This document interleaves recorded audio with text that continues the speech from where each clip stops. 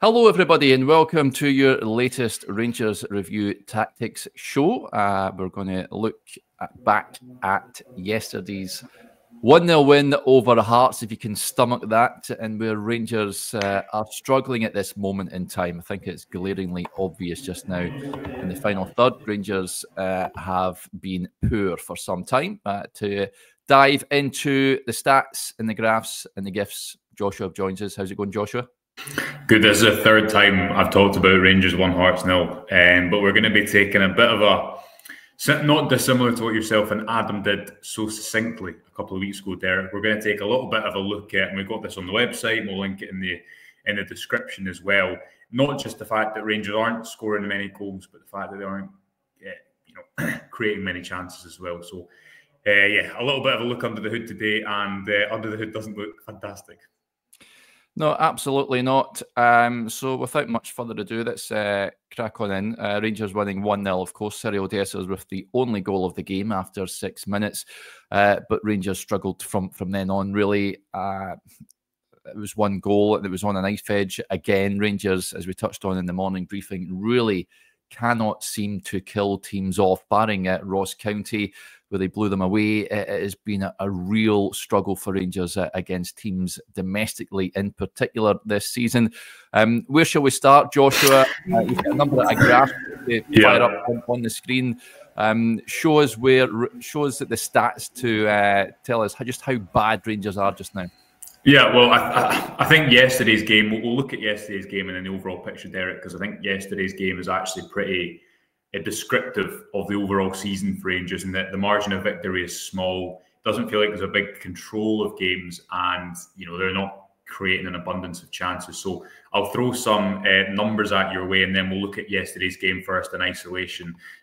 5 of the 7 wins that Rangers have had in the league this season have been by a 1-goal margin. The only 2 games that haven't were the St Johnstone game, the 2-0 game at Ibrox, and the Ross County game, the 6-0 game at Hampden. That's very much an outlier, and as you identified a second ago, only 3 games this season. Rangers have played 11 league games to this point. Only 3 of those games has their expected goals difference been higher than 1.5. That's just taken away basically the chances that Rangers create minus the chances they concede.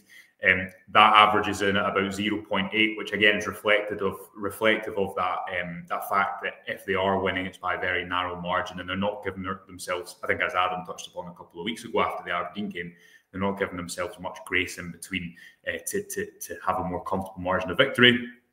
Rangers have scored 16 goals after 11 games. 6 of those obviously came against Ross County, Derek. That's lower than Dundee United and Dundee, who have scored 18 goals. Now, that includes a couple of penalties, and that includes the fact that they've played 1 game more.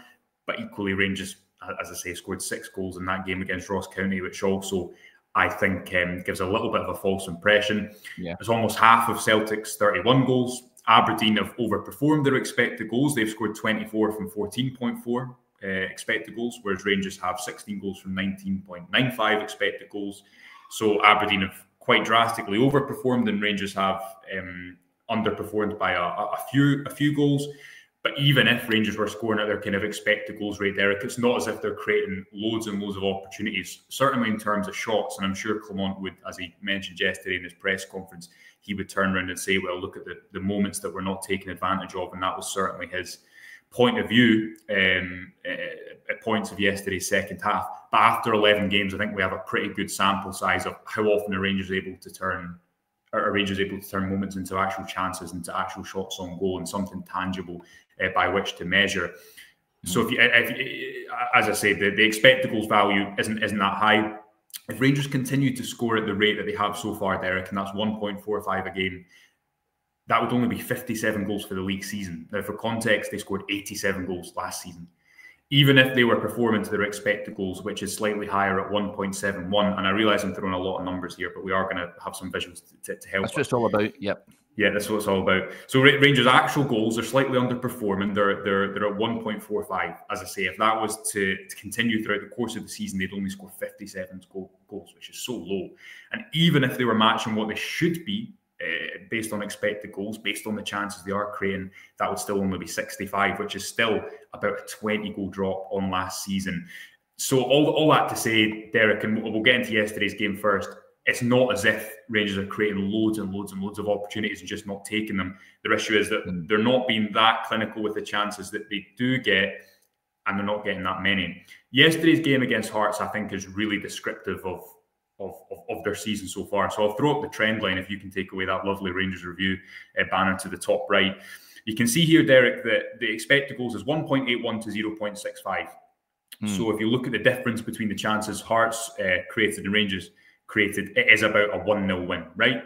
The stats give you a 70% chance of winning. That means if you were to simulate this game 100 times based on the chances created, Hearts only win that 8% of the time. Rangers win it 70%. Okay, fairly comfortable, you could say, in one breath.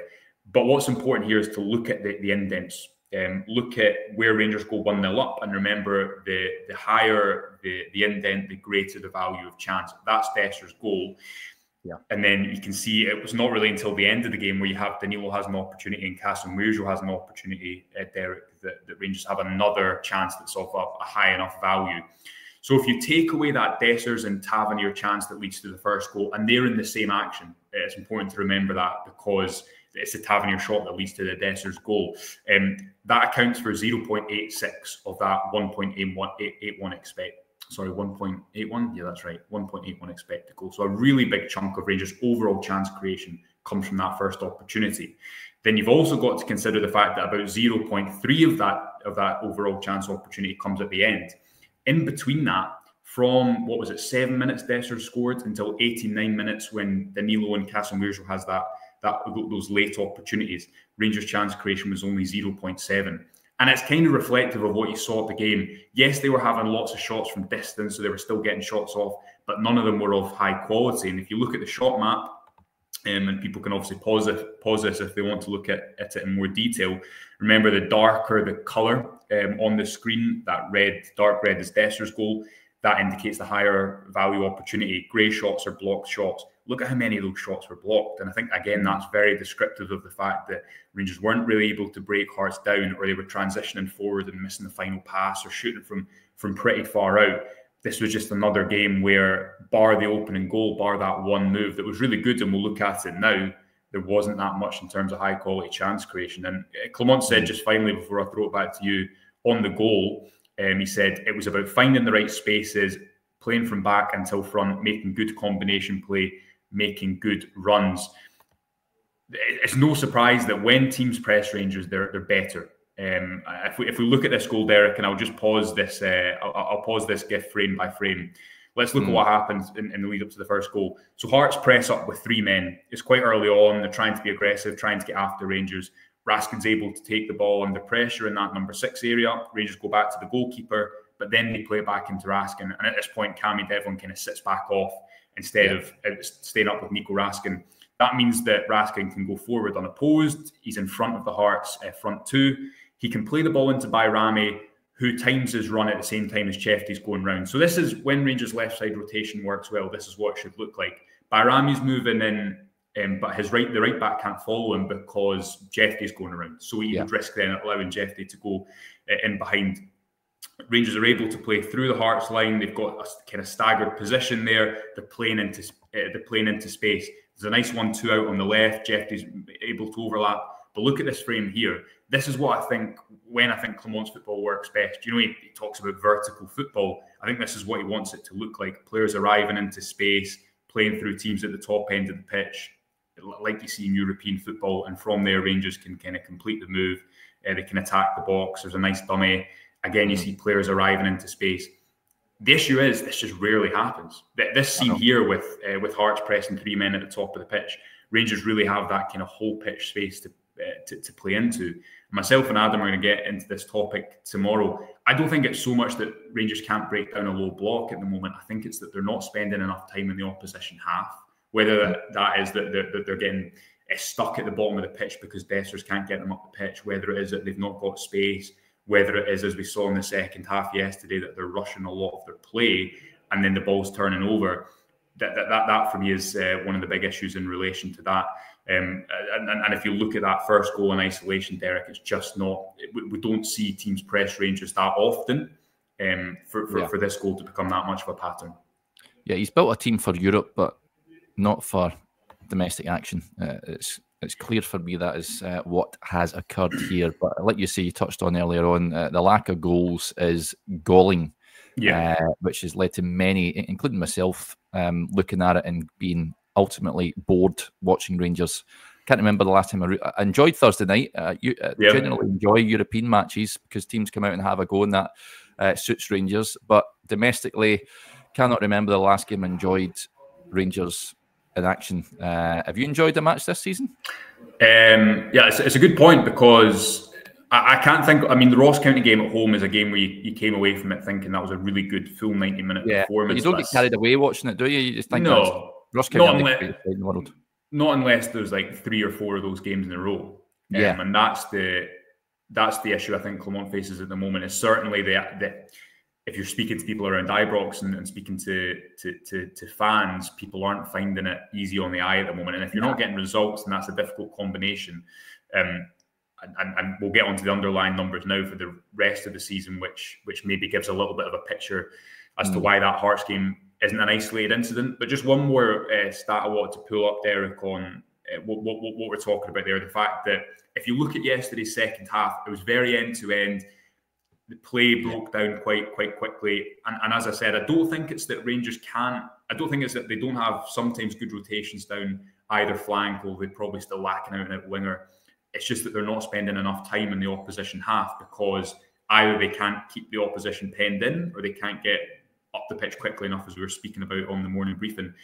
This map here, and I realise it's a little bit hard to see, so I'll read it out for people. It's deep completions, which is basically passes completed within 20 yards of the opposition goal. And you can see there that Rangers are below Dundee United and Hearts, about half of the deep completions that Celtic have.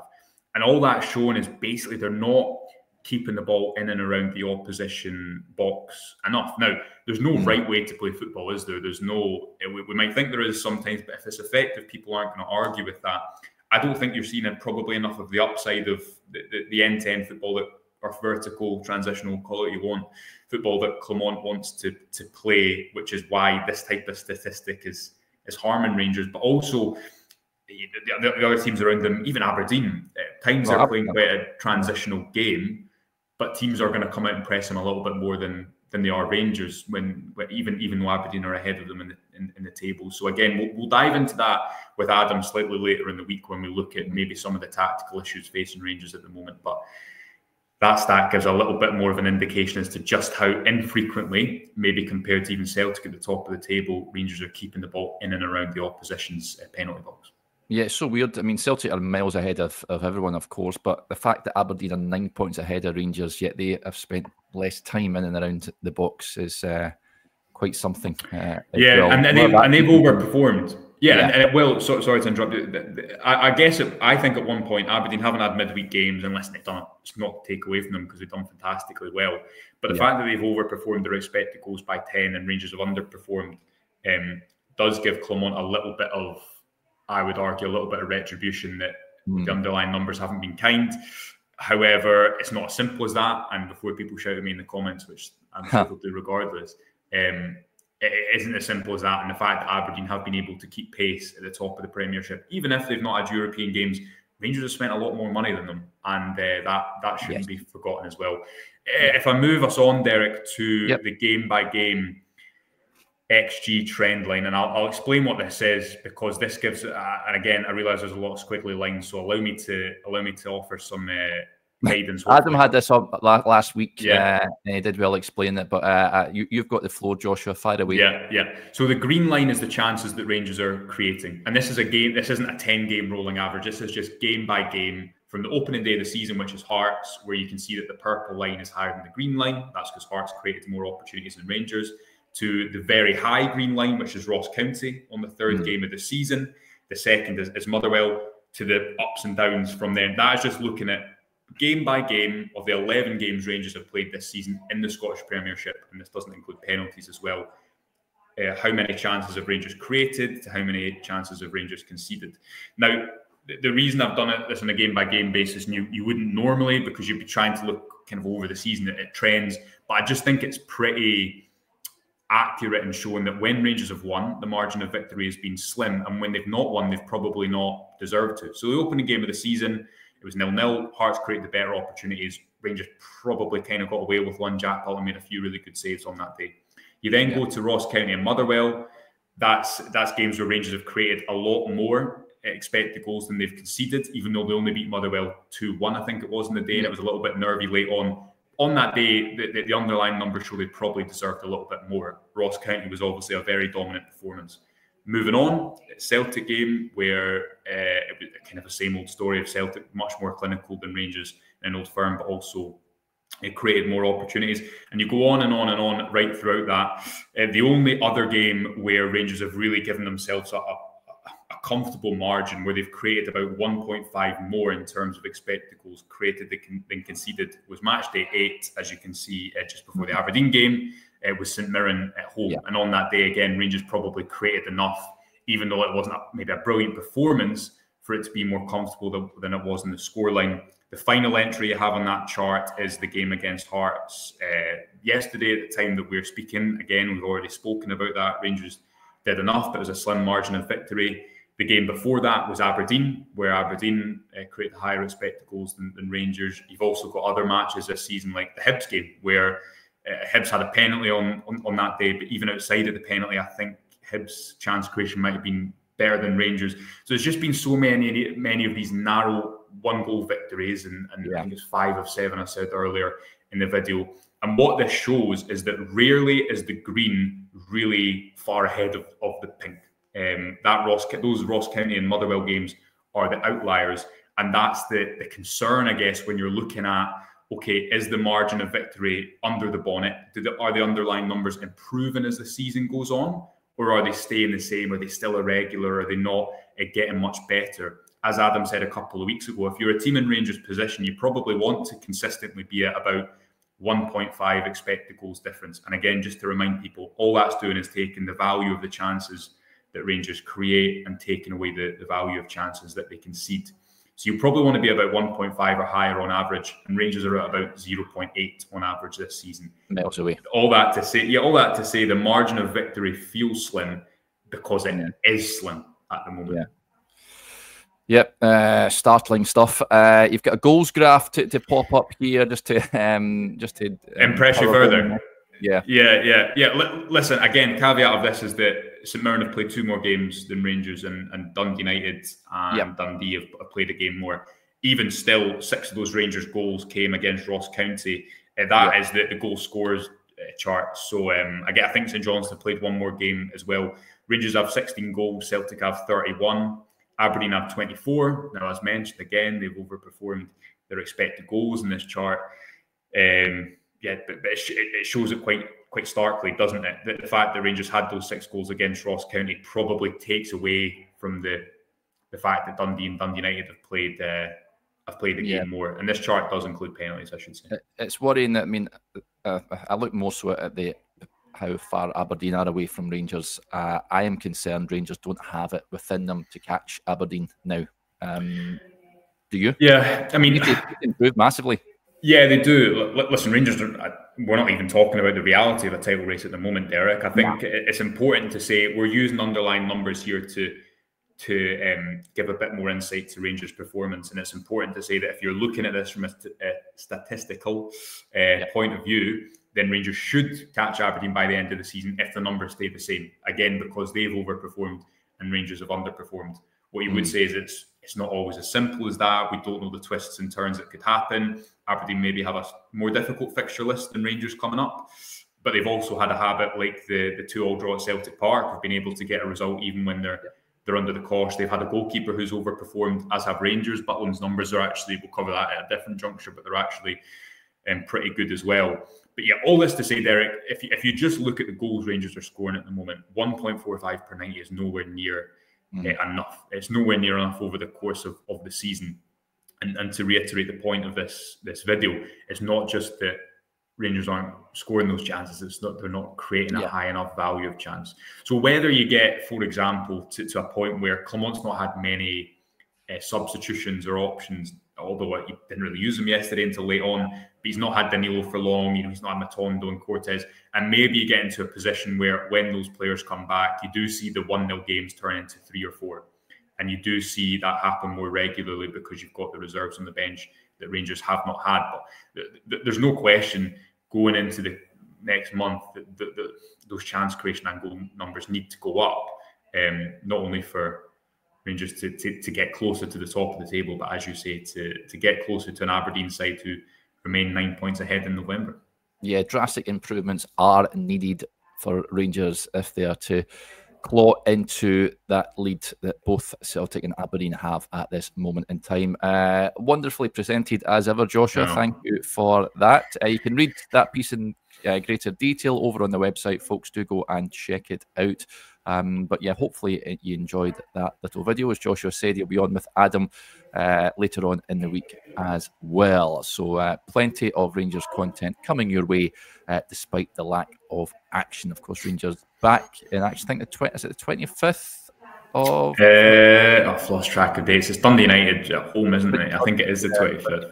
23rd or something like that weekend. 23rd, I think it is. Yeah. 25th feels a long time away. Yeah, 23rd is Saturday. So, yeah. But, yeah, we'll keep you covered during the international break. The last of the calendar year. So, hip, hip, hooray for that. Right. Thank you to Joshua. Hopefully you enjoyed that, folks. And we'll speak to you later on. Bye for now.